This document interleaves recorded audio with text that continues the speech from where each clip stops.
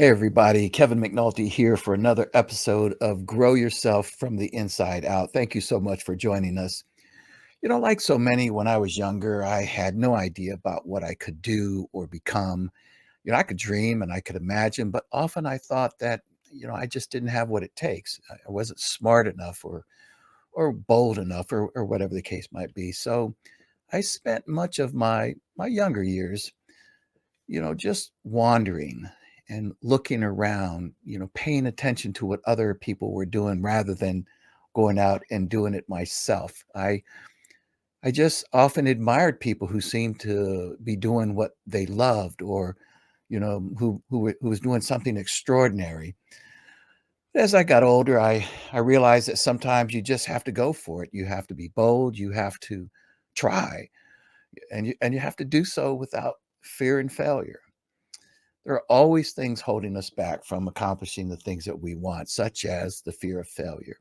But I'm here to tell you that most of the time, fear is just something that's made up in our minds, in our head. And even though we fail, we can learn from them, we can grow, we can improve, and then we keep going. So, my guest today for this episode is someone who experienced all of that fear, letdowns, setbacks, but she always learned lessons and then put those lessons into practice and then went on to do greater things. She learned to proclaim the positive words and intentions for her life instead of dwelling on the negative thoughts. She learned how to not care about, the insignificant people in her life and what they thought about her and her desires. And now she's a successful and happy professional doing what she loves. And it's exciting. And in this episode, my guest, Kathleen Herrgott, will share her adventures and life lessons for us to learn from. So, who is Kathleen Herrgott? Well, she's an international filmmaker. She writes and produces short films and creates content for some of the great brands of this world, including the likes of Nestlé. Kathleen describes herself as someone who not only loves challenges, but someone who pushes herself to embrace all of them, no matter, the challenge or from where they came. She describes herself and her professional life as a roller coaster ride of great experiences. And with each and every one, she pushes herself to go beyond, to learn, to grow. From her personal and her professional experiences over the years, she has discovered an important life lesson that we don't grow when the water is still. When a storm comes, we must face it. I've heard this before, something like it, similar, something like it from sailors that they would say that rough seas make good sailors. She's had her share of storms and says that she's thankful for them and how they shaped the person that she is and the professional that she has become. And so I'm happy to host my friend Kathleen Herrgott, as I said, a filmmaker, an adventurer, a traveler, a passionate, hardworking woman who brings and takes joy from each season of her life. So, everybody, welcome Kathleen Herrgott from Mulhouse, France. Did I say that correctly? You did. Thank you. Listen, thank you so much for taking the time to be here on Grow Yourself podcast. I'm looking forward to this because I will say that, well, it's a funny thing. We've known each other for, I don't even know how long, at least on LinkedIn, maybe communicated here. I follow some of your work and your film work and so forth. And so when I first met you earlier, I felt like I already knew you. Yeah, exactly what I felt. We've been talking on LinkedIn for a few months, and I just feel like, yeah, we just know each other. Well, and I will admit that part of what that I really enjoy and appreciate about you, and I want to learn more about it today, is that I would say I love my work. I'm happy with my life. Maybe like yours, it has been, most lives are a roller coaster. But I will say that often I've said that if I were to do it over again and get into a craft, it would probably be filmmaking like you, because I Oh, just love this idea. But I'm not a filmmaker. I don't know anything about, films, but I'm fascinated, Kathleen, with with your work and what you've done. So listen, could you just, share with the viewers and the audience here just a little bit about who Kathleen Herrgott is and, where you're from, where you grew up, just whatever. Just want to learn a little bit about you. Yes. So my name is Kathleen. I am 35. I am French. I grew up in France. My mom is Italian. My dad is French. I have two sisters and I'm in the middle. I also have two nieces. Mm. And I am, by definition, I am a huge lover of travel. Like I travel a lot. I just love that. I think that's the first travel I made was in 2007. I was 21 and I fell in love with it. I just love it. So and my job also brought me to travel a lot. So yeah. Yes. So explain maybe where you're at now. Like what town are you in and where is that in Europe? It's somewhere on the French border, I believe, right? Yeah, that's what we call here the three borders, and it's a lovely place to be because it's still located in France. The region is called Alsace, but it's also 20 minutes away from Germany, and it's Oh, 20 minutes wow. away from Switzerland. Mm. So it's so easy to travel in Europe, and you just feel like, I'm just a bit tired of France. Let's just go to Switzerland. You don't have to fly for it. So. Can you, and I'm curious about this before we kind of get started here and hear more about you. Can you discern the difference between, say, if you're in the French people where you're at now, and if you were to cross over into Switzerland or Germany, can you notice the difference in cultures there necessarily? You mean in the people or the houses The or people mostly, yes. yeah, definitely. I would say because I love cultures and I study cultures a lot, and we can talk about that later. I mean, I could speak about that for hours, but um, people from Switzerland, Swiss people are really, really different than French people, and German people are also very different than Swiss people because both speak German. You think, oh, they might be similar, but Similar, they yeah. are totally different people. And one thing that comes to my mind all the time, big difference that I had to learn is Swiss people are always on time. And being on time is not even being on time. And German as well. German and Swiss, if you think you're on time, you're already late. Being on time is being 5 minutes before being on time. French people, Wow. if you're 15 minutes late, you're still on time. I had to learn this. This is a huge difference. So Oh yeah. my goodness, that is something. So tell us a little bit about where how you were brought up and just a little bit, about you. Um, about my work life, or what do you Well, want to just know? just start with, so I think you traveled to Canada when you were younger, yeah, Exactly. or Yeah. something like this. Yeah. This is actually where I learned English. I moved to Canada in 2010, and it's been for like a year and a half. It's been painful at the beginning because I didn't speak a word of No English. kidding. Yeah, it's been really hard and a lot of headaches for probably about 2 3 months. And then eventually, coming again out of comfort zone, it's like your brain knows it's like survival mode, like you need to drink, you need to eat, you need to know how to say it. So you learn Mhm. quick, say it. Right.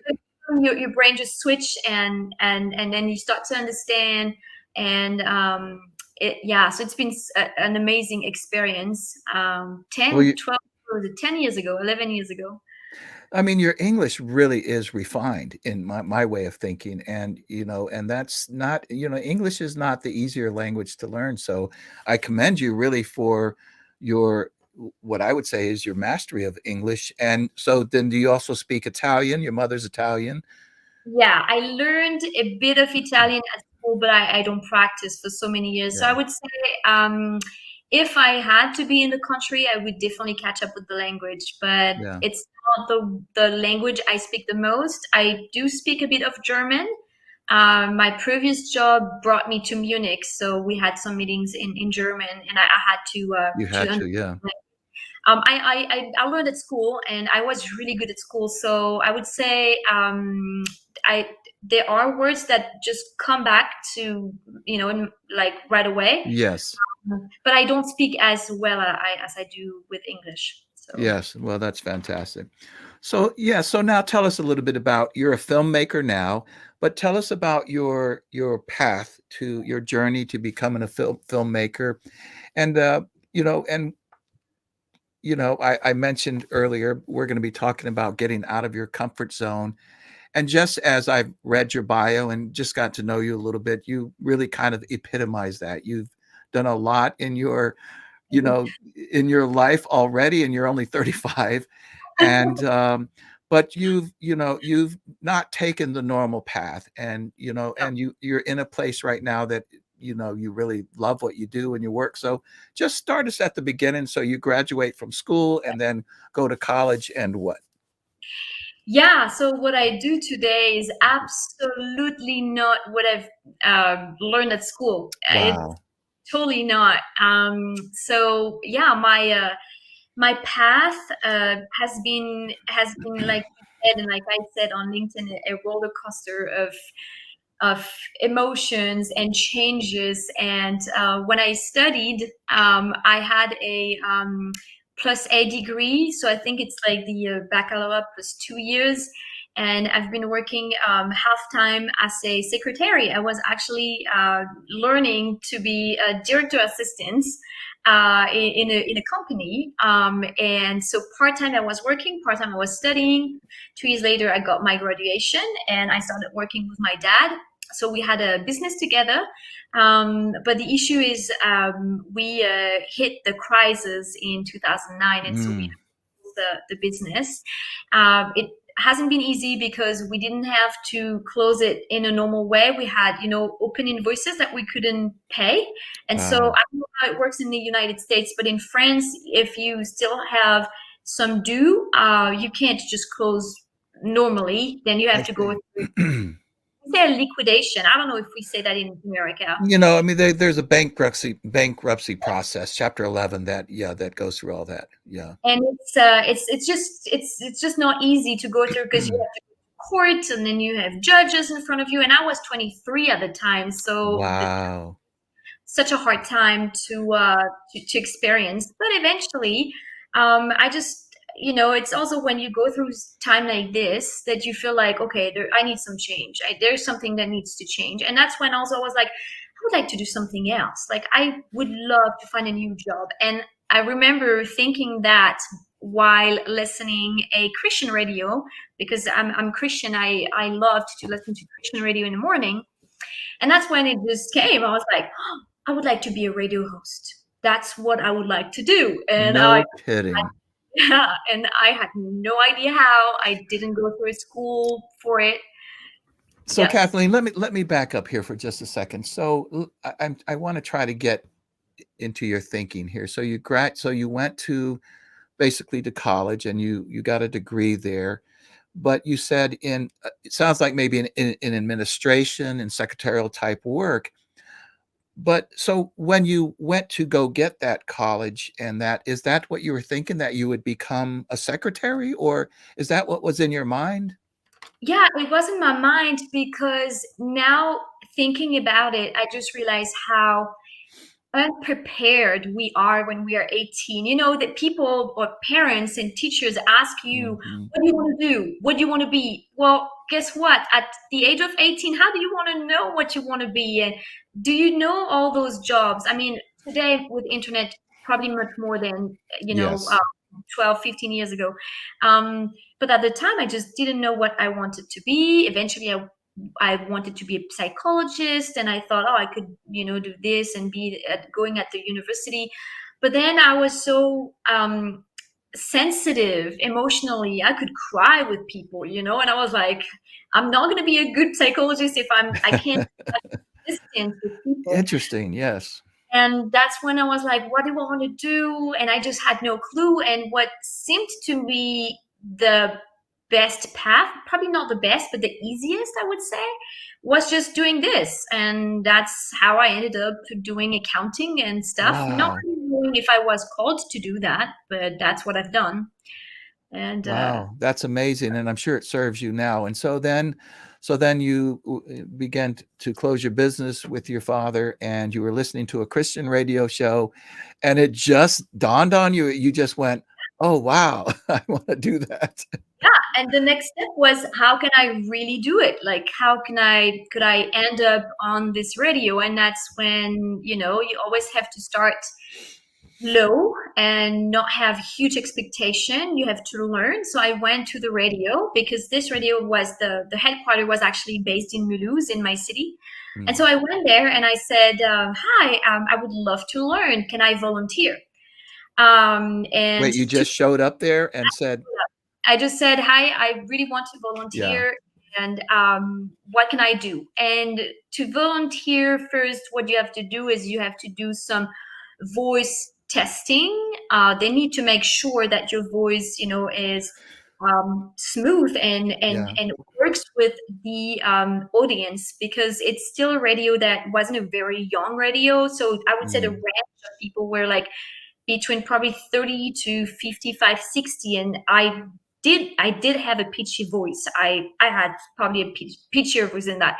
So I mm, had to work on the voice. And I remember that time when the this woman was doing the programming of the radio, and mhm. she just came back to me and she said, no way, there's no way, your voice doesn't fit and will not fit. And Wow. I was like, there's no way. Like, I'm not going to take this as as an answer. And so I went to another radio host, which is today, 12 years later, one of my best friends. And I asked her, I was like, would you teach me how to get lower with my voice so that I can fit and finally be a radio host on this radio? And she taught me. And then eventually I went lower with my tone of voice, and then I pushed, and they said, okay, well, we can test with you for maybe the weekends or stuff. And then I started volunteering, and eventually I got a job there. And Wow. yeah, and I always remember this. So it's been kind of a victory for me. We had multiple stations. So Mulhouse was the headquarters, but then they had a station in Paris and in the south, in Lyon, and different cities. And in the south, the guy that was taking care of the station was a professional radio host. He went to a school to do that. And I remember that day when he asked, "Can all the girls from all the stations do some samples? We need to create a commercial, and we need some voice samples. I don't know who is who, but just send me the samples." And I sent my samples, and it came back that he said, between all the female voices that I got, this one is a very radio voice, and it was my. Unbelievable. I mean, from one person saying, "No way, no how," to this is the one right here. So I came to that person. I said, "Did you hear what he said?" Did I you was, really? I did. I did. I was proud. That is too good. Okay, so let me ask you this. Is this your radio voice, or is it even a little more deeper? No, this is my normal voice. If I'm Okay, going on, so I want you to introduce Kevin McNulty with your radio voice. I want to hear it. okay, okay. Hi, this is Kathleen, and you're listening Far From Right Now. Wow. It is a great radio voice. How amazing that. Yeah, But I want to point back to, because of course this podcast is about learning and growing, and I hope other, even younger people, watch this and hear what you're saying, because you made a couple of really profound ideas, whether you realized it or not. And one was this idea that you just showed up to the radio station. You yeah, just knocked on the door and said, "Hey, I would like to." You didn't say, "I want a job." You said, "I want to learn," right? yeah. Which is incredible. A first step for anyone who is out there exploring about their life. Yeah, that's the thing is, how do you know you're good at if you don't try? And I couldn't come right away and say, hey, I want a job, because we have to learn, we have to work hard to get what we want.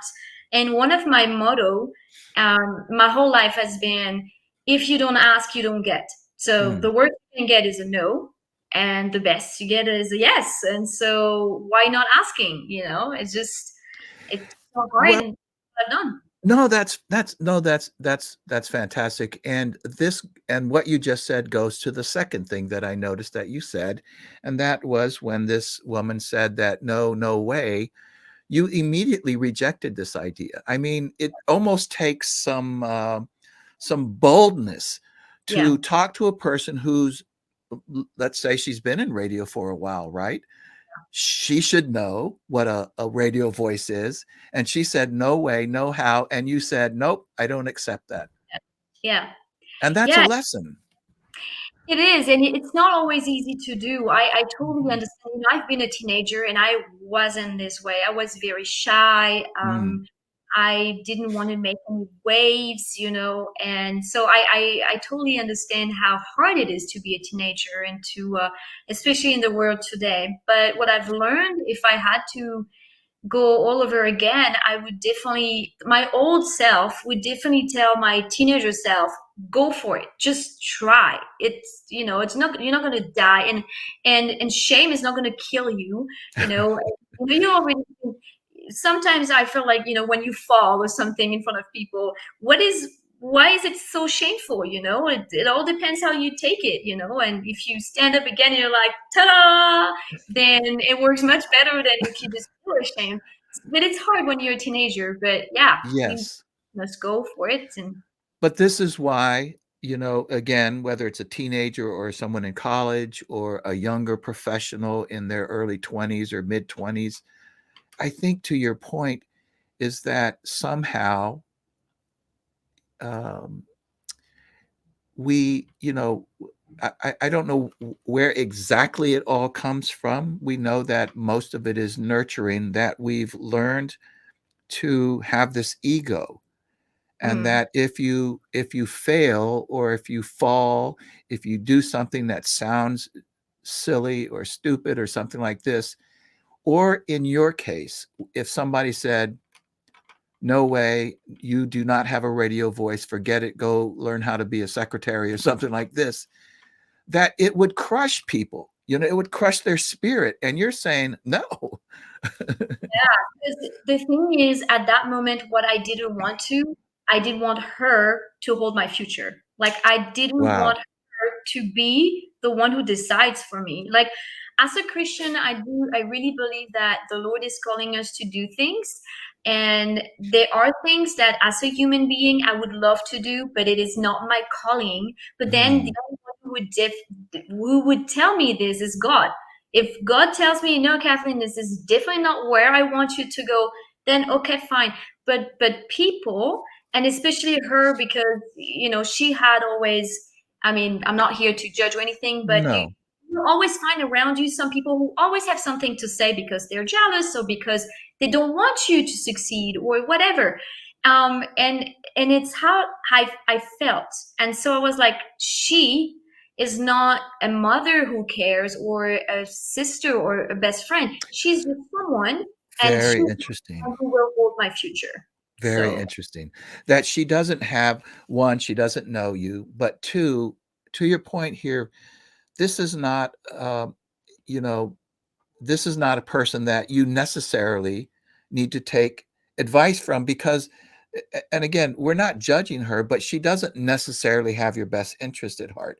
So she's exactly. not your mentor or something like this. When we join the military here, if you go to a recruiter's office, a really good recruiter, and people would tell me this, and I would pass this advice on to others who went to see a military recruiter.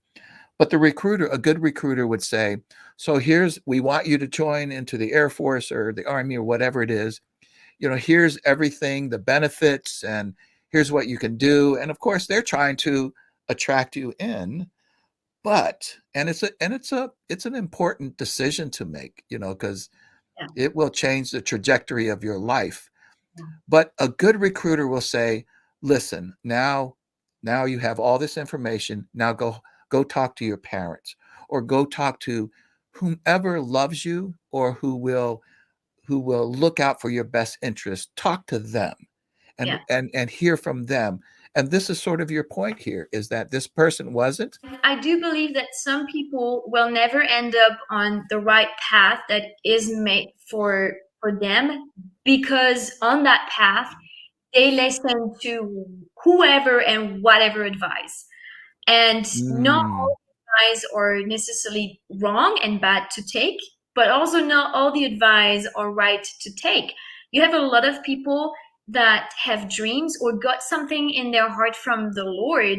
And I'm always saying, let us be really careful who we share it with, because the enemy is out interesting. there. The enemy will probably try to use, even sometimes the enemy even used me with people. So Hmm. we are sinners, because we are imperfect. So I'm always very careful of who I share my dream with, and people should do the same, because sometimes you can have very good advice and you have very wise people telling you, I do believe that this or that is best for you, but sometimes people don't have your interest. And yeah, so a lot of people just miss the point. They miss the calling because they just listen to the wrong people. That's very interesting, including maybe people that would encourage you to do something, but they really, again, don't, you know, they, may not be the right person telling you that, you see. Yeah. That's very good. And, I always like to say in this idea of personal growth that throughout our lives, we run into, no matter who you run into, if you spend more than a moment with them, they may or may even try to influence you in some form or fashion, good, bad, Yeah. or indifferent.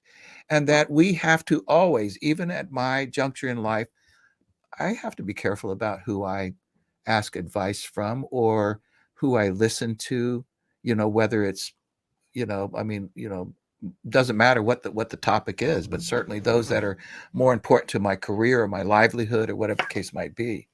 And sometimes, to be honest, Kevin, sometimes it's even like close people. Like, for Mm, example, my mom. I love my mom so much, and hmm. she's wise and usually has good advice. But I remember 10 years ago, 12 years ago, when I wanted to move to Canada, she's been the first one saying, no, this is not for you. Can you believe, Right. because I had this job with the as a radio host at the time, and she and everybody was like, "Are you nuts? You're gonna quit this job that you dreamed of having to what? To volunteer in Canada to learn English?" And my mom couldn't.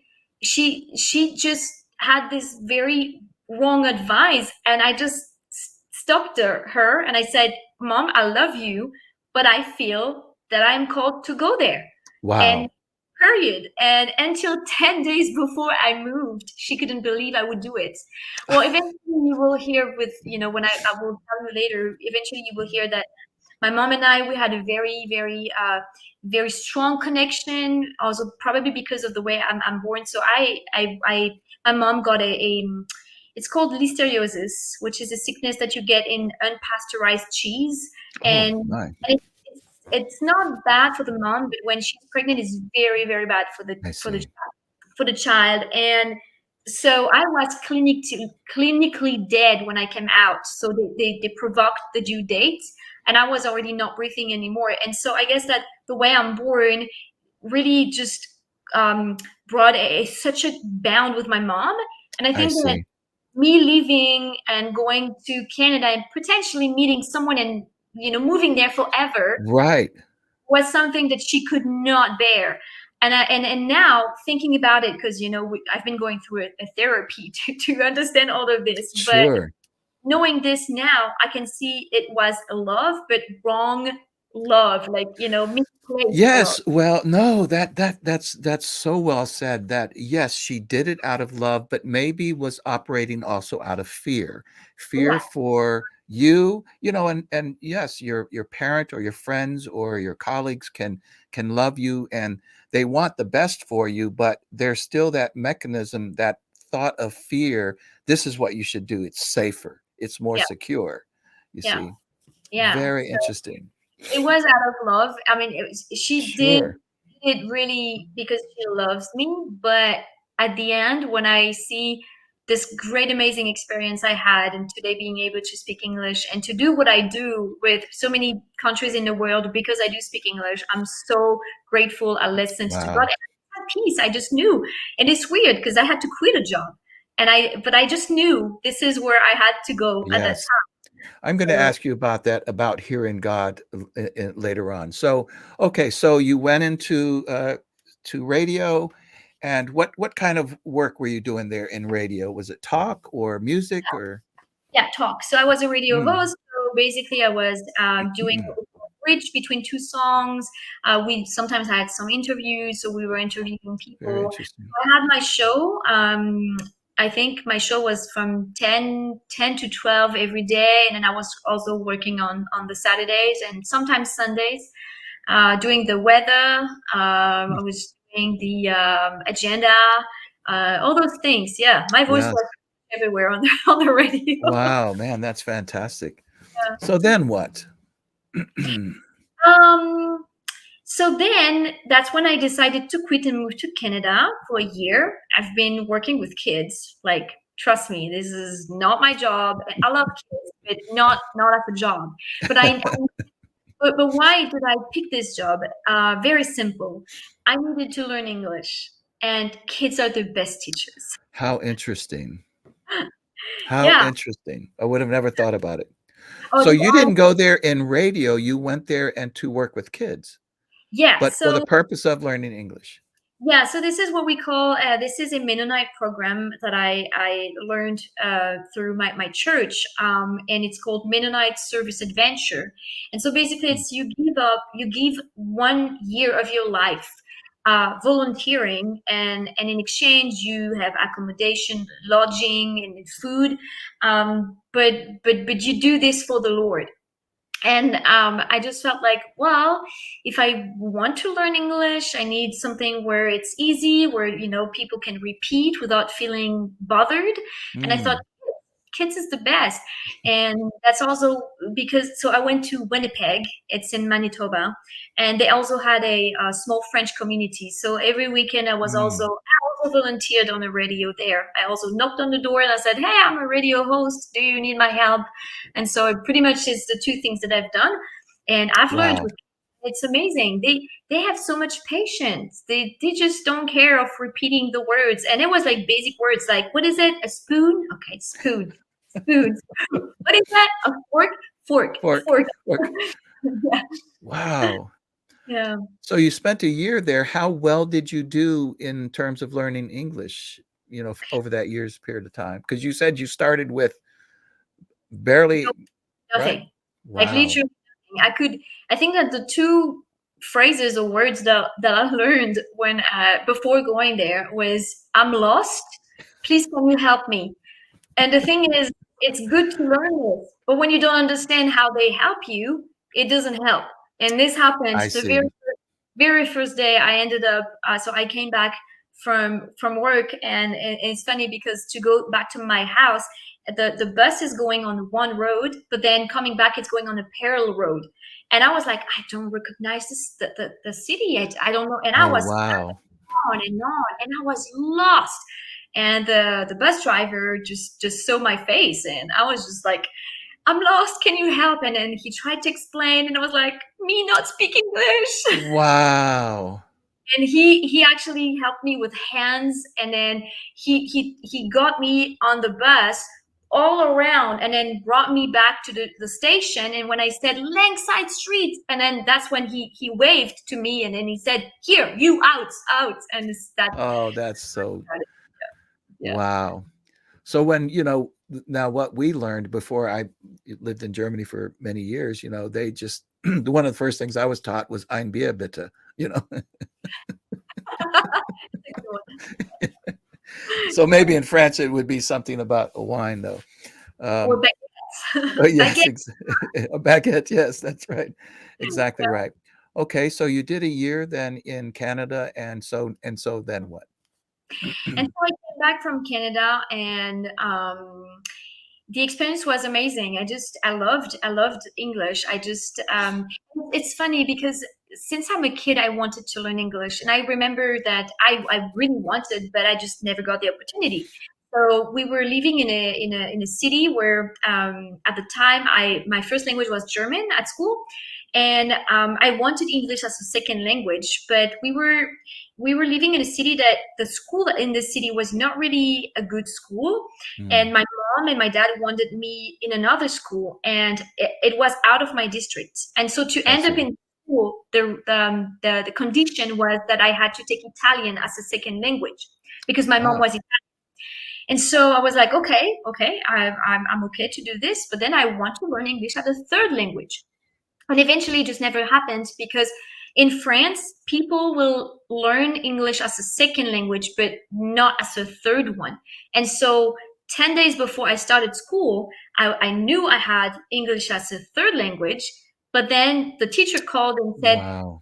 sorry, we don't have enough students. So we closed the school, we closed The the class. and I was like, so how am I going to learn English? And I never could. And I wanted. And I remember when I was 10 years old, I was a huge fan of the series Friends. Friends Oh, and friends. Uh-huh. Friends with Joey. And I just Mhm.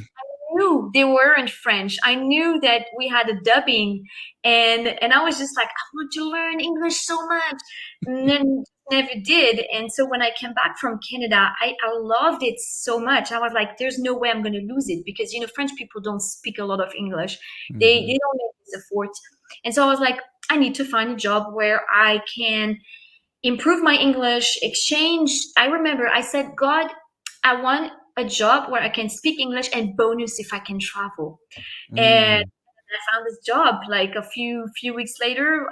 One of my best friends said, "Hey, we need some help. It's just going to do boxes and stuff and administration, but it's a good start if you want to." And again, it wasn't the ideal job, but I felt that that was where I needed to be. And in a few months, the boss said, Kathleen, your English is really good. What about I Wow. teach you internally? I teach you to be a purchasing manager, and then you will travel to California to visit on a regular basis to visit my supplier. And I was like, Wow. so that's how I ended up selling watches online and in California every winter to help and work with the supplier and improve my English and travel. That's Yeah. amazing. Really, what an amazing story. And, I'm listening to you. And so at this time when you got this job, how old were you? I was so 24 when I went to Canada. I was 26 or 27. Yeah, And again, it's funny because it's at some point people would say, "Oh, it just fell on your lap like this." No, well, it's still going out of your comfort zone because absolutely. I knew it is not exactly what I wanted to do, and I knew it would just be, a time until I find a job. And when he offered me to train me internally, you still have to be trained to be a purchasing manager. So it still brings you out of your comfort zone. You just have no clue of what is going to You know, request. I'll tell you, this is very important, I think, what you're saying here, Kathleen, because I know in the US, I'm not as sure about abroad, that I think we as a people, I don't want to speak too broadly as a people, but that we are a little bit, more anxious to get to the job, to the place that we want. We have this idea that, you know, in a sense that there's not steps to getting to a certain place that you want to be. And therefore, you have to delay that gratification to Yeah. eventually end up in a position that you want to. And you have to do the work. So, for instance, in your case, it's it's to learn English, or it's to learn this, or to learn that, but all recognize. Now, in your case, I would say it's a little bit different. It's quite common around here where I live, where people are reaching to the Lord to ask, what is my path here? What are you asking of me? And so in that context, I understand that. But But outside of that, yeah, please. you still have to do your part, which is Yeah. that's interesting. So we have sometimes the extreme Christian thinking, I'm just going to ask for the Lord and wait. And No, wait. no. I mean, you do your part. He does his part. You still have to do. It's funny. I always remember. You probably guys know Joyce Mayer in Yeah. America. Hmm. Mayer is very well known, and there's something that she said that I loved, and it's just stick to my mind every day. Is when you're parked in a parking lot, and when you want to go from A to B, well, you still have to turn on the car and move out of your parking lot, right? Mm. So, Hmm. so and then eventually on the road, there's going to be obstacles and stuff, and then you're going to turn right and left, and then end up to B. But to do this, you still have to turn the car, and you get out of Yes. the parking lot. Right. It's you can't just say I want to be in parking lot B and wait for it to happen. Car and bring the car. No, that's not happening this way. So you still have to park and he does the rest. So Yes. I I lean on God a lot for what I do, for what I feel like I should do, but I Mm. also do my part. And eventually, if I am on the wrong path, he's just gonna close the door anyway. So, but at least I Yeah. just go. I'm a go getter. This is what people usually say of me. So. Yes. Yes. I can believe that. So, okay. So now you did your gig in California. How long did you do that? So this one has been the longest I got. I was 6 years in this job, and Mm. the company was based in Mulhouse. They had a supplier in California, and then the headquarter moved to Dubai. So I was also working in Dubai. So Wow. I was Dubai, California, France, training some teams, and eventually in 20 2016 something happened in my life, something private that we can also talk, like, it's a testimony, so I'm fine to talk about it, but something huge in my private life that really brought me to exhaustion and questions about what is my identity, because I was finding my identity in my job a lot. I was a big perfectionist. I just always felt like my standard was because I do this job and that's my identity. And eventually, with what happened, I just stopped and realized, no, my identity is not in my job, and I can quit this job if I want to. And so it took a while, it took 2 years, but then eventually in 2018, I quit and found a new job as a procurement manager in Munich in robotics. So Like, procurement, I think, is what you're saying. Yes, pretty procurement manager. Yes, which is it all in buying and purchasing and all that sort of thing. Yes. buying, right? And so I was buying watches for this online website, and then eventually I just moved in robotics. We Wow. were doing automation. They were creating some automation Yes. for big cars companies and stuff, and I was buying the parts to create the layout of the robots and stuff. So it's been 2 years. I've been in this job for 2 years. I wouldn't say that I loved the job. I liked the job a lot. I liked the paycheck. Obviously, Germany pays way much more than France.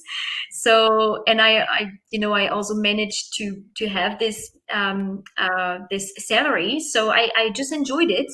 And then COVID came, 2020. Wow. And because it is a startup, they built quickly. So the headquarters was in Munich. They had an open an office in France. They had an office in Spain. They were about to open in Hong Kong, and then COVID came, and they had to close all the offices. Wow. And French office closed, and I went with it. Um, and yeah, it's funny because at that time it was during the worldwide quarantine, and during this quarantine, that's when filmmaking came in my heart. That's I was watching. I don't know if you guys know The Chosen, the series from Dallas Yes. Jenkins about Jesus, Yes. story of Yes. Jesus, and it was well known in the USA, but it wasn't known in France. And I have Canadian friends, and one of them sent me the link. At the time, it's like just pay it forward. Like, you Mhm. want to watch forward, and you have to share with others. So she was sharing the link. I checked the link. I was like, oh, that seems to be a very good series. So I had some time, obviously, because it was the quarantine, and I watched it, and I remember thinking, gosh, that is what I want to do. If I one day lose my job, this is what I'm going to do. I want to be able to bring emotions through visual, because although I've been a radio host, I'm not really auditory, I'm more visual. Right. And that is what I want to do. I love it. And maybe one day, if I don't have my job anymore. And the Lord listens to what we say. Because 2 months later, I lost my job. And Yes. There's two lessons there. Watch what you say, and or get what you say, yes. yeah, and yeah, two Wow. months later, I lost my job. I lost it in a good way. They didn't want me to leave, but I had no choice. So I managed a good bonus. I managed to have help from the government for the next 2 years. I must say, God has been gracious, because you Mm. can't just quit a job and then decide to be in filmmaking and make money. Right. Yeah. You have in between, and the Lord has really helped on that. So, yeah, this is how I started. And the same week I lost my job, one of my friend, again, my best friend that trained me as a radio host, she, she also moved in the film industry. And that's when Wow. she explained to me, she called me and she said, hey, my fiance just produced a movie, and I know it might not be what you want to do, because she had no idea what was in my mind for the past 2 months. She just didn't know about it. That's crazy. It is, That's right? absolutely crazy. And that's when she asked me, could you, whenever you don't have a job anymore, I was like, there we go, I don't have a job anymore. She was like, Yep. could you help us selling the movie? And I was like, well, it's funny do you say that, because that's where I feel called. This is what I want to do now. She was like, what? She's Christian also, so we just knew. That's amazing, though. Yeah, and that's how I started in the film industry as an international agent for this Swiss producer. I started selling. Eventually, he sold the movie to America, to a very famous documentary producer called Tim Mahoney. He's based in Minneapolis. Mm. I don't know if you know Patterns of Evidence. That's Mm. a very well done documentary about the exodus of Moses. Um, No uh, kidding. yeah, What's it yeah, called? The pattern of evidence? yeah, Patterns of Evidence, Okay. and they have 4 movies. The first one called the Exodus. Second one Mm. is the Moses Controversy, and then you have the Red Sea Miracle 1 and Red Sea Miracle 2, Wow. and it's Tim Mahoney. So Thinking Man Films is the Mm. production, and Thinking Man Film bought this movie from the Swiss producer that I was selling currently in Europe, and because the Swiss producer he has a good English, but he has probably this very terrible French English, He, That was very French of you. he has this very thick French, Yes. Yeah. and he has a hard time to understand the American pronunciation. And so that's when he asked me, could you be my backup when we have Zoom meetings? Can you be with me when Tim, talks if I don't understand, and you're just my backup? And so this is how I started having some Zooms with Tim Mahoney. And after 4 or 5 Zooms, Tim came to me privately and he said, Kathleen, you are an answer to my prayers. I'm like, sorry, what? and he said, would you be interested in also selling my movies worldwide? Would you be interested in being my international agent, but like the unique one? Because I've been praying to find someone who could sell my movies in Europe, and it since you would be my answer. And it's very interesting because my dream, Kevin, my dream, my whole life has been to actually work for an American company. But it's very hard to do this when you are in Europe, because you can't end up in America having a Sure. great part like this, and Right. and you work for a big pharma, or you work for whatever big flight company or whatever. It's really hard to work for an American company, and here was my answer. Like that was That's something. amazing. Yeah. And so I'm Well, working. listen, I just want to say before we go on, if you ever go to like Las Vegas or somewhere where they have the casinos and hit big jackpots, please let me know because I'm going to bring my wife and I, and we're going to, wherever you are, we're going to be right next to you because we want some of that you have. I mean, it's amazing though that these things happen the way that they have. But it's very interesting, Kevin, because a lot of people always tell me this, like, how do you do this in your work life for it to be so smooth, and for God to answer so quickly? And I'm like, you know, Yeah. I do not know, but I do know that the Lord is gracious. He's gracious in some areas, and you have some other areas where it's very difficult. And we can talk about my private life. I'm still single, and that has been, very hard. And you see so many other people get married when they're 25, and now they have 5 kids, and 10 years later, I I'm still single and I have a bunny, and all of them, have a family, Yeah. kids, and a life that rolls But smoothly. isn't though what you're talking about, isn't this I mean this is obviously biblical, but I think the part that perhaps, listen, when it comes to Christianity and spirituality, I humble myself because I it's I guess if we're talking about, you know I mean, I just there's so many unanswered questions that I don't even know, but I suspect that part of the difference between maybe those who get their prayers answered quickly and those who do not. So first of all, we already know that God works in his time. So we understand that. Okay. So we'll put that aside for a second.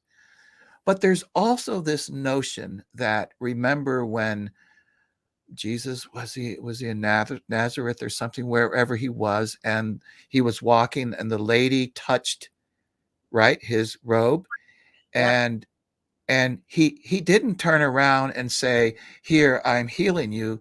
What did he yeah, say? He said, "Your faith healed you." yeah. Right?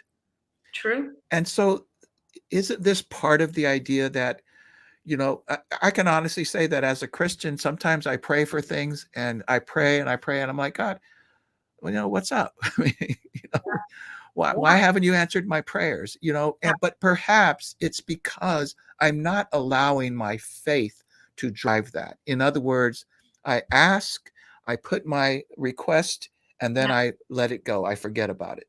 And yeah, perhaps you have learned and yeah. have the capacity to just have faith that it's going to be Yeah. true. It's going to Ex- be what it is. exactly.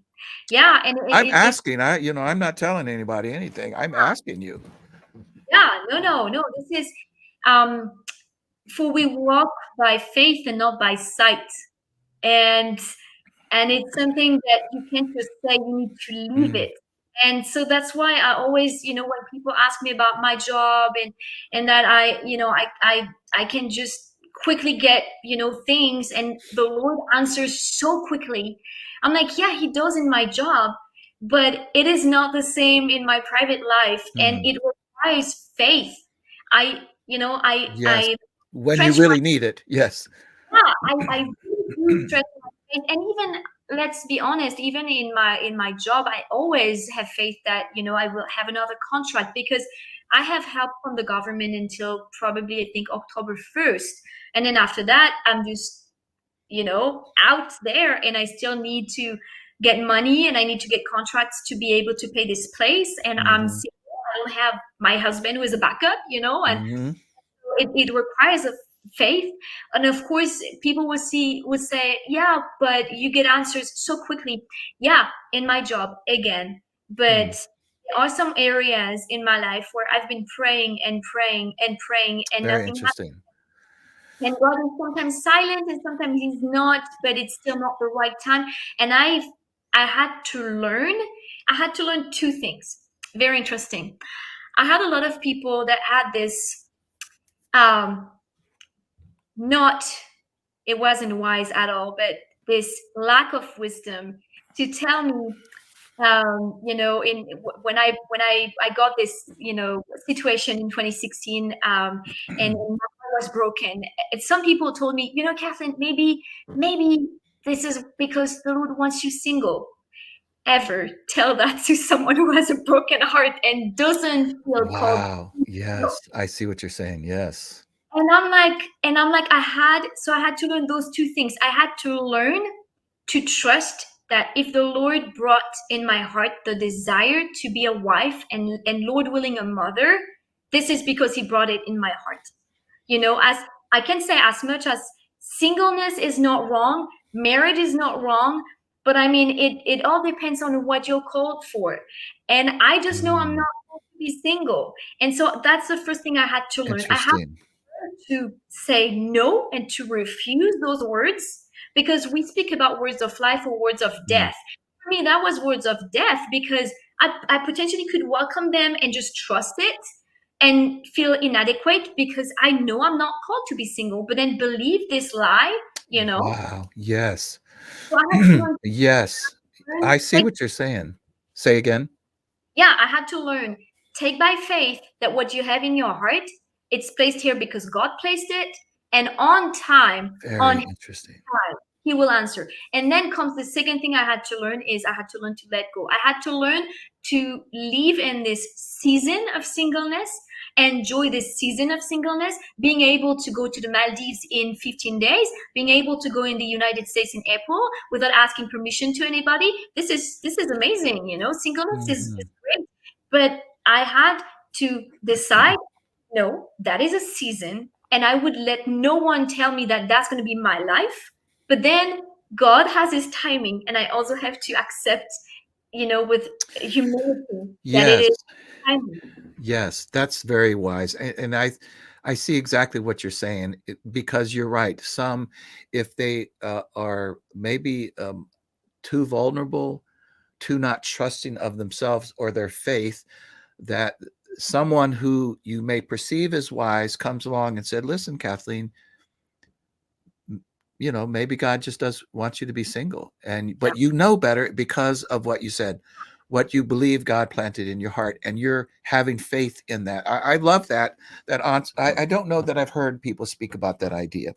Okay, so um, okay, so now just take us up to today, what you're doing now.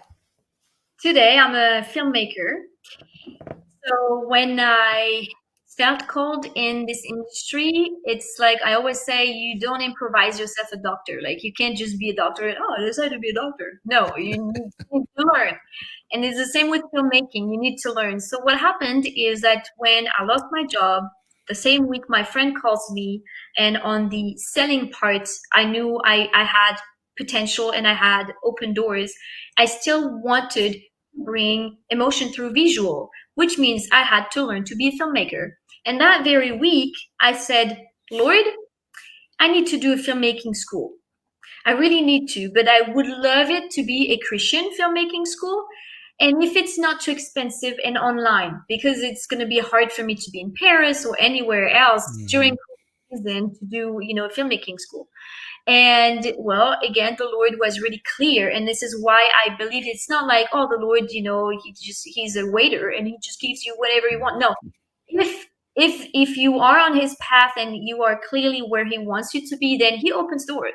And that's when I went online, looked, online, and wrote something like Christian filmmaking school, and found the Tomorrow Filmmaker, and that's a filmmaking school based in North Carolina.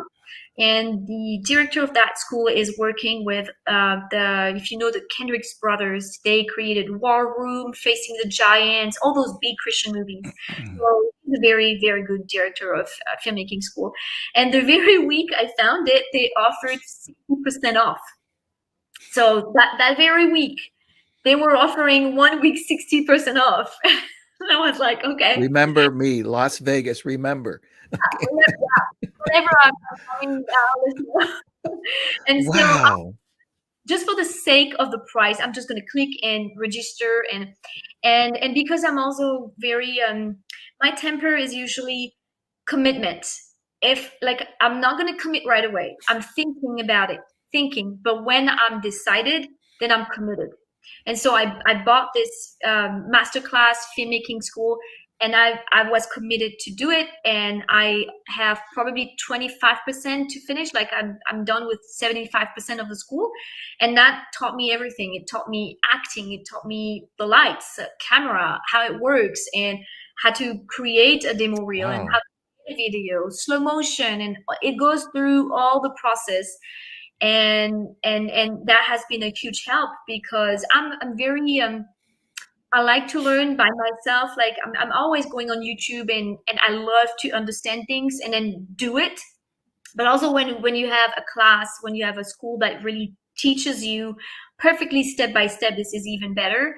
And this is what brought me here today. Like I decided to again do it. I was like, I'm going to do a short film, and I'm going to create commercials, like corporate commercials. And I had to start somewhere, so I started free. My sister, my brother-in-law have a business. My cousin, some friends have businesses, so I was like, free of charge. I want to do a video free of charge, and let me just give me the authorization to post it on my website.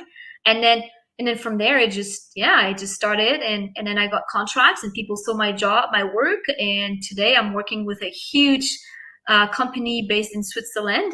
And I This do is events. pretty new. As I recall, I think I saw that you Yeah, posted about this, correct? And it's a Basel or something like this?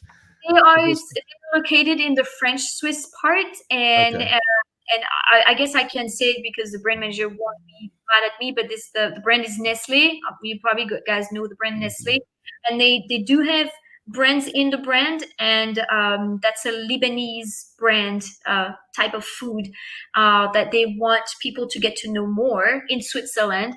And so they have events. They have a tour, with a food truck tour. And yeah, we got this job in January, and it's very interesting because I always believe in doing the extra mile. This is something I got from John Maxwell. You guys probably know John Maxwell. Yes. So Yes. he always talks about doing the extra mile, and I love this concept. It's like, what I've done for Nestle is I've been on this event in January. I was supposed to just take content, create content, just create a short video and do some pictures. This is all what they asked me to do. Eventually, I became a very good friend with the manager, and because he was on site as well, and he's really not good with social media. He's really not good, and I'm good with it. So I was like, you know what? Give me your phone. Just let me post a few things. And eventually, my phone was a better phone. So I was like, you know what? Just give me the code of your Instagram account, and then during the weekend, just let me post whatever, pictures and stuff. And that's the extra mile. I wasn't supposed to do it, but I was like, I'm willing to help. So I started posting. And then two days later, we got this meeting with their director, like the Swiss director of Nestle.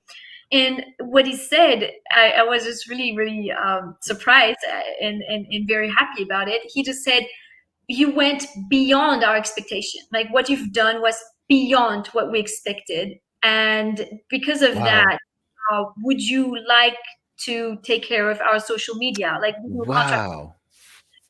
And I was like, duh. And this is how I Wow. contract as a, social media manager and community manager for them.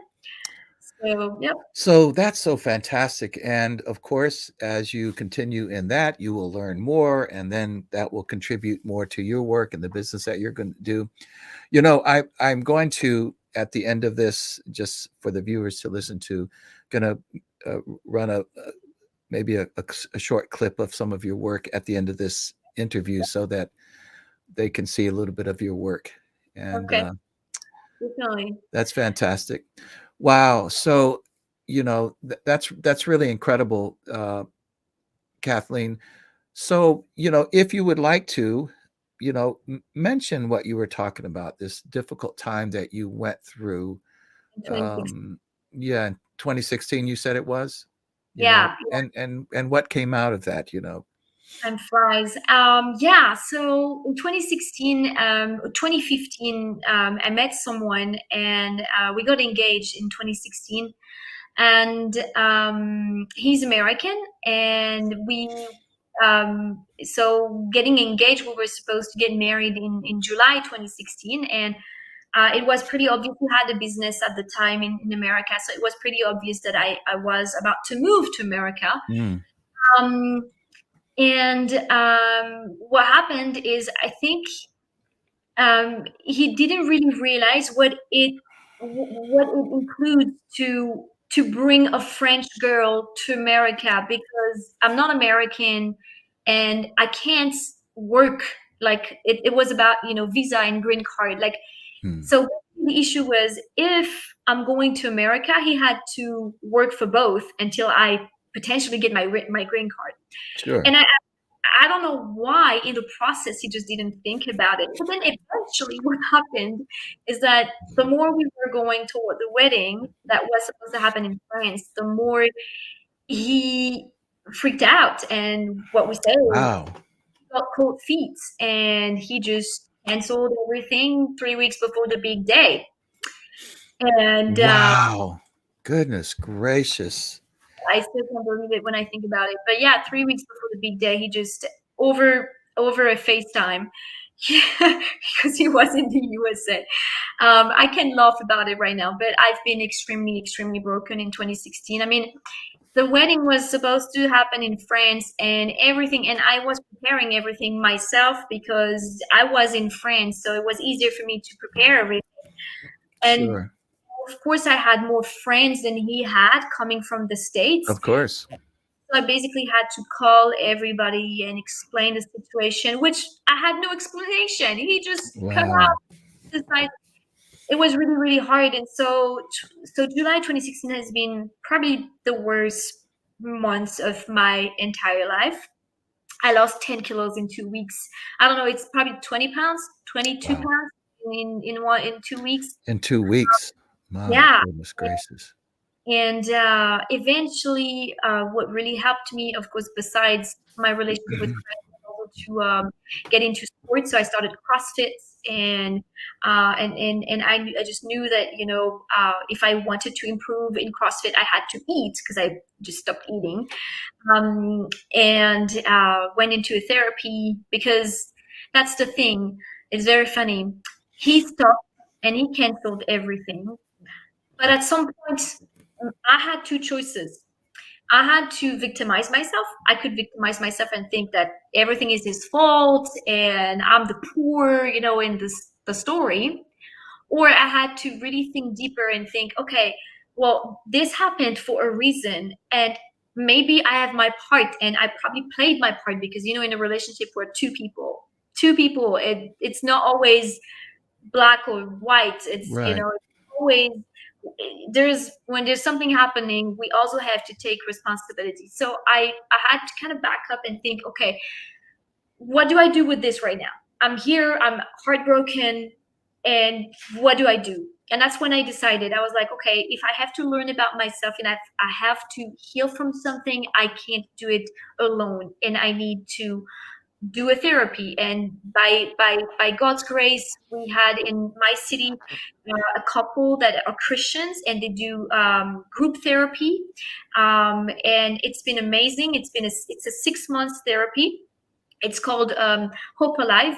It started actually in Canada. This therapy is well known in Canada, and then Mm. now in France. Mm. um, and it goes through everything. Like, you learn about yourself, you learn about grieving, you learn about anger, you learn about manipulation, you learn about, I mean, literally everything, to be from brokenness to, oh, this is why I was reacting this way, or this is why.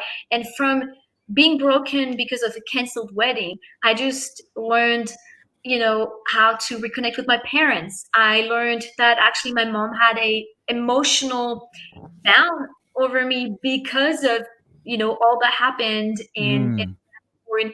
And my dad was someone very strict, because also the way he's been taught by his father, and so you kind of go through the process and you understand, and it's actually breaking your identity, which is most of the time a wrong identity, to get to who Mm. you are really. and I got to know who I was. And the Kathleen you have right now is definitely not the one that was 6, 7 years ago. No It's, kidding. yeah, yeah. Okay, so and I'm gonna kind of put you on the spot here. So then who are you? Well, who am I? I think I am a bold, um, courageous lady. I'm a warrior. Um, I think I am a lion, and I accepted that I am a lion and not a lamb. Um, we, Wow. yeah. One thing that came out in this therapy is my family on my dad's side has a lot of anger. It's very interesting because when you talk with cousins or stuff, they always will say, "Oh yeah, this is really the Herrgott family. They're always angry.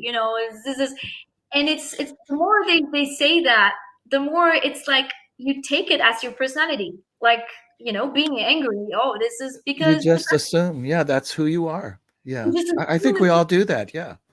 yeah, but this is fake. This is not true, and I had to learn to dissociate myself, and I had to learn to understand why was I frustrated, why was I angry all the time, and I had to understand why. And then when you put a name on it, then you can dissociate yourself. And then finally I could dissociate myself from that and thinking, no, this is not my temper. I'm bold, I'm a lion, I'm a go-getter. I'm a passionate lady. I'm really passionate about things or subject that I love. I'm passionate, but I'm not angry, and when I Wow. am, it's saint anger. And it's just, so this is things that I've learned. And also, one thing that I really learned and changed my life during this period was really this concept of Proverb 18, which is words of life and words of death. You know, um, we don't even realize sometimes how many words of death we speak about, like on us, during one day. Or like, I'm so tired, I'm so done, I can't do this, or Wow. we just don't realize. That was And very Californian of you, by the way. huh? That was very Californian of you, the way that you said that. It was, yeah. Well, I probably got some things from them. Yeah. um, Wow. No, that's profound what you're saying. Words of death. So what you're talking about negative words, right? Negative self-talk is what you're talking about. Yeah, very often. Like, I know that I had this huge issue with rejection and abandonment, and going through this therapy helped me to also realize what I was saying about myself. When you don't even hear yourself anymore saying, "Yeah, he's gonna dump me again," or "Yeah, I mean that's my life story. I'm abandoned. People reject me," and it's just part of what you say every day without really realizing. And at some point Yeah. I really had to stop and think, okay, what am I saying about myself? We're so good in encouraging people and saying everything that is good about people, but with us, the first one, I should be my number one fan, and I Very actually treat interesting. myself like garbage. And that's when it's been clear with me. I was like, I need to stop, because we also need to understand one thing is that when we speak words, well, people hear, the angel hear, and the devil hears, and you Wow. can, and and I was like, there is no way he's gonna use this against me. And I was clear from day one.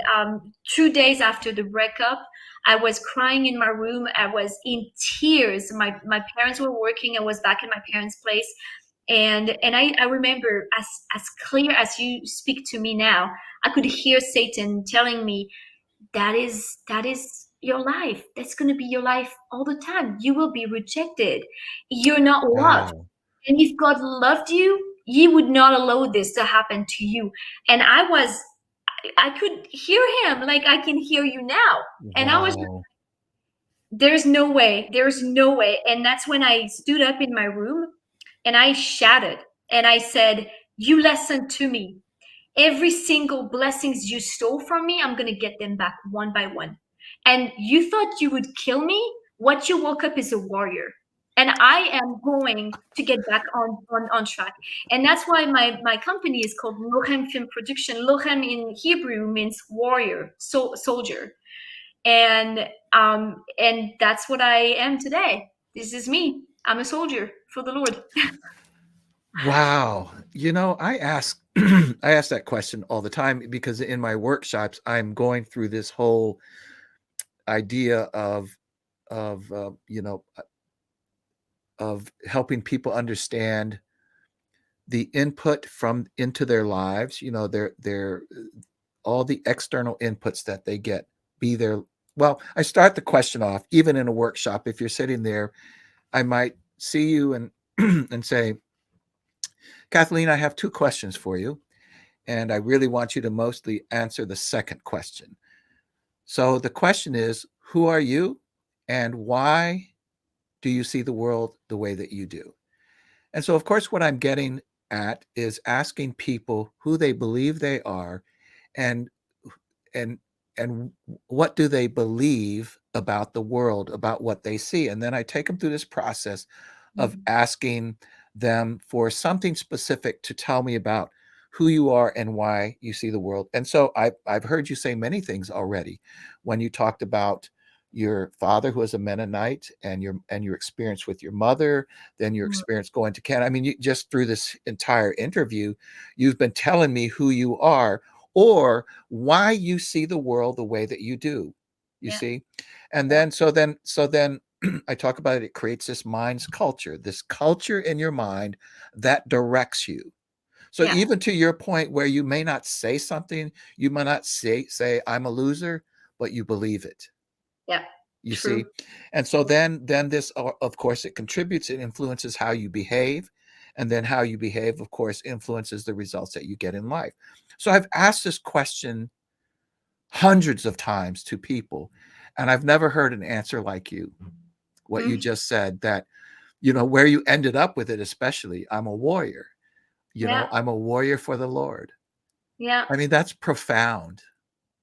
It is. It is not an easy path because the years that followed, I remember being harassed by thoughts of failure and abandonment, rejection. And what I've done is, I have an amazing. 2 seconds, I'm gonna get it. I have an amazing book. Please. It's in English actually, so that's the one. I don't know if it's so. That's Oh, I the see it, yeah. NLT Bible Promise Book, and it goes Mm. straight to, you have all the subjects like guidance, guilt, heaven, consequences, death, decision, fear, forgiveness, by with the alphabet, and you have all the verses speaking about those subjects. And I just remember going at work everywhere. I was sleeping with it. I was like having this one right next to me, and all the time that I felt harassed by the devil in my head, because it starts by the thoughts all the time. Then I was looking for specific, like when I was fearful, I was like fear, and then for God gave us a spirit not of fear but of power, self-control, and love. And I was repeating this over and over until the feeling just left me, the feeling of fear left. Wow. And that has been for days and days. So it's not an easy path. It's not just saying I'm a warrior. It's getting to the point that you believe it, because you also, again, as a Christian, because you feel yourself with the word, and you get to know Christ better, and you just feel like, if God is for me, who is against me? And at some point, it's not, when you stop saying it but you leave it, you're like, if I go and I ask boldly, what do I get? Like, God is with me, and in case I get a no, then I just move on and I just go on. And but it took a few months, and eventually when I got it, I just have it. So I have my Wow. word affirmation today, and it's a daily process. Those are such great words of encouragement. So, with just a few minutes that we have here, I want to ask you a few questions. And I want to start off with the question about that I mentioned earlier. How do you know the voice of God? So you're trying to make a decision about your career or your life. How do you know? Because for me, I have 10 voices in my head. I have no idea which one's you or me or somebody else. So how do you hear this? How do you discern the voice of God? Well, it requires practice because I do believe that God doesn't speak to me the way He speaks to you, and so it has to Mm, be private on the way you understand. But He usually has three ways of speaking to me, and it's very interesting. The first one is very easy, but He does it's through the Word. So what I do is for since 2013, I actually read the 1 year Bible, the NLT one year Bible. And people will always say, "Oh, you always read the same thing. So how do you want him to talk to you?" Well, guess what? He does. Because some year, one verse that I read the same day, next year, every year, actually speaks to me. And then the next year it I see. doesn't. So he speaks to me really through verses, specific verses that I have on my Bible day. And sometimes it's funny, I mix the days, and then like today is the 24th, and I would read the 25th, thinking we're the 25th, because there's a specific word that he wanted me to know. And then when I'm like, wait, no, today's the 24th, but it's like he It knew was that the I right that's would right. say exactly the right word to hear that day. Yes. So that's the first way I can clearly hear him. The second way, it's funny, but he speaks to me through rainbows. And over the years, I realized that when I ask for specific things and when I fast, then there's a rainbow. There's always a rainbow somewhere when I'm talking with him. I can drive and I'm like on a specific subject with him. I turn my head, there's a rainbow. And it's like a confirmation from him, like, Wow. just keep going, Kathleen, Yes. right path. Because this is also the basic of the rainbow, right? It's a promise. Yeah, it's a promise, yes. So yeah, he does. And then the third way, it requires practice, but I usually like to meditate, and so I'm gonna sit in in my living room for 15 minutes, and I just shut down. I stay quiet. I have eventually music, sometimes not even music, and I will just listen. Like whatever comes to my mind, I have my pen, I have my notebook, and I just write whatever comes to my mind. And sometimes it's hard because you can think, well, I mean, is it me? It could be me. Like this is Yeah. me who says that, Yeah. but you don't know, and because you don't know and you take by faith again, you just write whatever comes, and very often it's actually things that God taught me and that I got months later, like information that I got back, because it's very important to write so you can just remember whatever you got. And then when I come back on it, and I'm like, this is what he said like a few months ago, you know so that's the third one that That's amazing. yeah. That's amazing. So then the the other question that I wanted to ask you was, in fact, about getting out of your comfort zone. Yeah. And, you've basically been talking about that the entire time, but just wonder if you have some thoughts for others, for me, for others, how do you practically do that? How would you say this to somebody else about, is it just a moment of choice, or is it a mindset that you've decided, I'm just not going to be one of those people that just stays inside of my comfort zone? How do you I think it's process that? so first, what I do usually when I know I'm about to get out of my comfort zone, what I do first is, um, well, first I will pray or talk, whatever. How sometimes I would just talk out loud because I know that God listens, and I'm like, I really need to talk to you.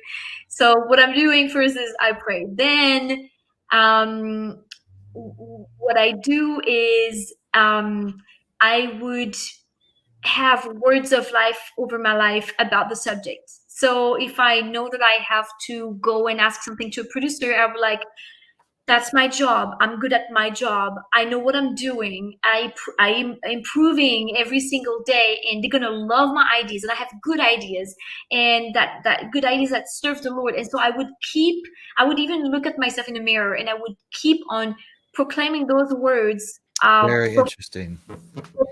employment, because it's really your brain. It's really how your brain gets it. The more you speak honorably about yourself, and the more you will trust it. This is something else that I learned from Brian Tracy. He's another self-development guy. And Brian Tracy is clear. You trick your brain, because why does that work in the negative way and it wouldn't work in the positive way? Yes. Saying that you're dumb, well, you will end up being dumb, you know? So keep saying that you can do it, and eventually you will do it. And so it's just like you trick your mind and your brain. And so that's what I do before an appointment or before I'm about to go out of my comfort zone. And then when I am at the edge and I'm about to do, I don't have a second thought. I just do it. Just jump. Thinking about it is done. I don't do it, you know? Very interesting. I have a friend who wrote a book called Jump and the Net Will Appear. Yeah. And Yeah. it's that same idea that's very interesting. And I think it's really great words that, so you're not saying that, so to get out of your comfort zone, you are saying that, yes, you might be anywhere from concerned to downright afraid to take some type of an action, right? Oh But yeah. I'm not a superwoman. Like, I am definitely like everybody else. So when there is a time when I know I will get out of my comfort zone, I'm just like, even writing an email.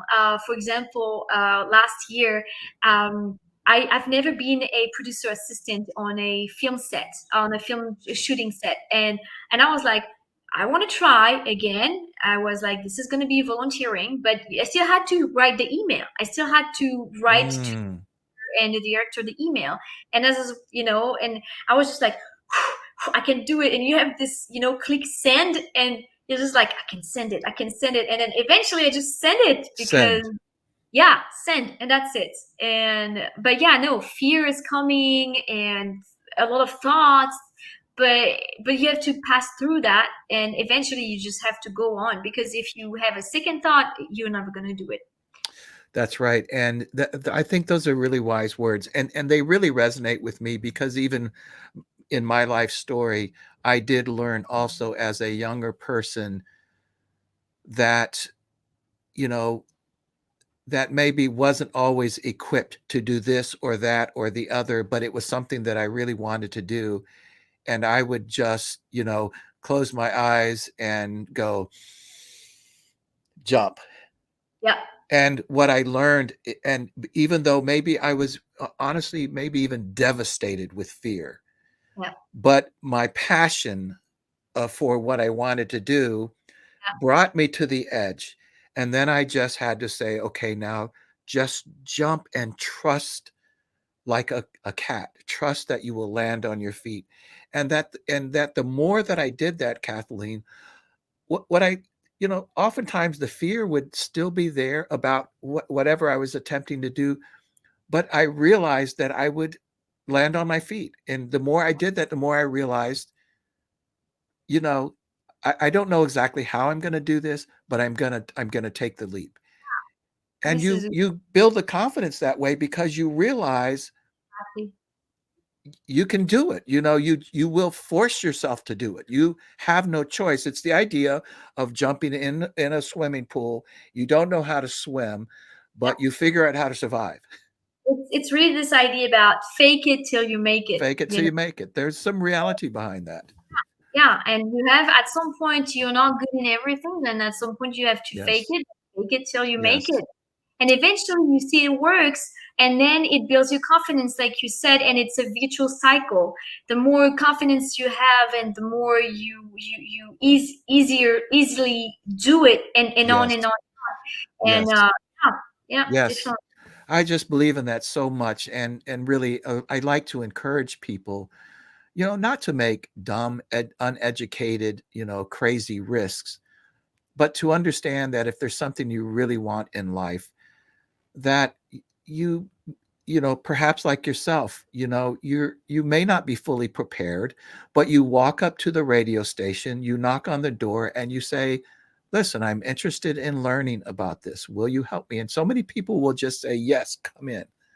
And the fun fact, to tell you about this producer I sent the message to, he answered yes. So I ended up on the boat on a shooting set last year in Croatia. My Never, goodness. never ever have been a producer assistant. I killed it. And after killing it, he called me back, and that's with him. I'm gonna work in Indiana in April on a shooting film for to be a director assistant. And that Oh my goodness. I'm paid. I'm paid. It And you're was really getting paid. paid. So So yeah. this brings me then to really my last question for you, and that is, what is the next project that you will undertake here, particularly in the film making world? Yeah, so This that's the is next. it? Yeah, this is it. We just got the answer. He got all the investment. We're very excited, and we're gonna start shooting on March 24, finishing on April 5th. I'll be in Indiana, and then I will just travel. I haven't been in the US for 2 years, so I have so many friends to visit. So I'm gonna visit Wow. Minneapolis, Alabama, California, of course. So You said you'll be in Indiana, which yes. is just right here close to us. Where in Indiana? That's gonna be actually two. So I guess In on the India. border, it's gonna be 2 hours and a half away from Chicago. Oh, I So see. Okay. Very what nice. is it? Well, I'm in Nashville area, and so Indianapolis, for instance, is 4 hours north of me, north or something. We go to Indianapolis every year. Hmm. So, wow, that's fantastic. It's just listen. So when it comes to you and your work, and I would love for you to maybe share where can people find your work, or maybe even make contact with you. Who knows? Maybe somebody needs a filmmaker to produce a documentary for them. We never know who's listening. How can Yeah. people be in touch with you or learn more about you, Kathleen? Well, I am on all the platforms. So I have a website that I can share with you later. I'm on Instagram, Facebook, YouTube. So pretty much, yeah, And everywhere. just look up Kathleen Herrgott, and I'll put all of this. Well, it's gonna be Facebook. It's gonna be under my company's name, so Lochem, Lochem Film Production, Okay. and it's actually Kathleen Lochem, Lohan. Loch. Okay. So I'll put all of this in the show notes, and people will just, look down below and be able to go there and make contact with you. Listen, what a pleasure it has been to speak with you, to get to know you, to hear your story, but also I just have such a great appreciation for a person like you, Kathleen, who learns along the way and then can tell us that can repeat back to us, here's the lessons that I learned, and that you can share this, because everybody can't do that. Everybody can't look back in their life and say, here are the lessons that I've learned. And here you are again. Mm. I mean, you're a very serious professional, but you're still a young woman with such wisdom. And I just can't imagine you 10 or even 20 years from now what you're going to bring to our world around us and these sorts of things. So Thank so you so. grateful.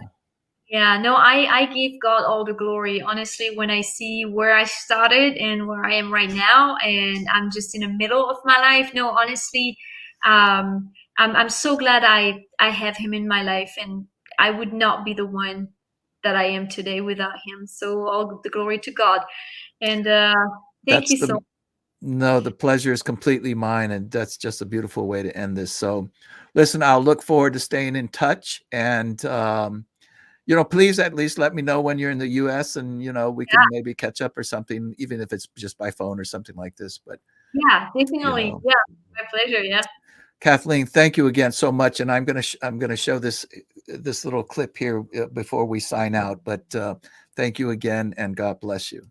thank you. Okay, the pleasure is mine.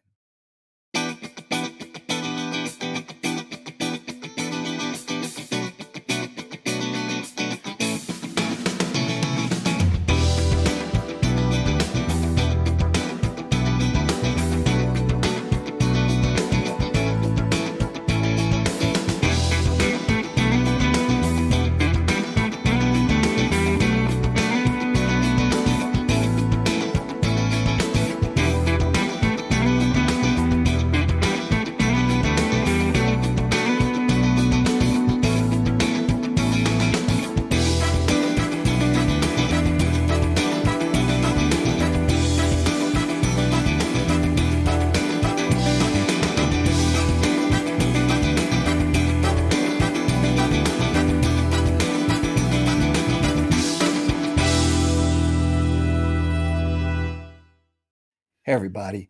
Listen, thanks again for joining me for another episode of Grow Yourself from the Inside Out. My mission here with this podcast is quite simple, and that is to provide good ideas and content that will help us become better people and professionals. That is to help us all learn and grow from the inside out. Of course, I don't have all the answers, so I invite guests who are willing to have a conversation and share their insight into various subjects. With all that said, if there's a topic or an idea that you would like me to explore, please drop me a note. Send an email to growyourselfpc@gmail.com. That's growyourselfpc@gmail.com. And, or by the way, if you know someone who has a compelling life story or depth into a topic, and you think they'd be a great guest, please, by all means, same thing, drop me a line and I'll look forward to hearing from you. So until next time, take care.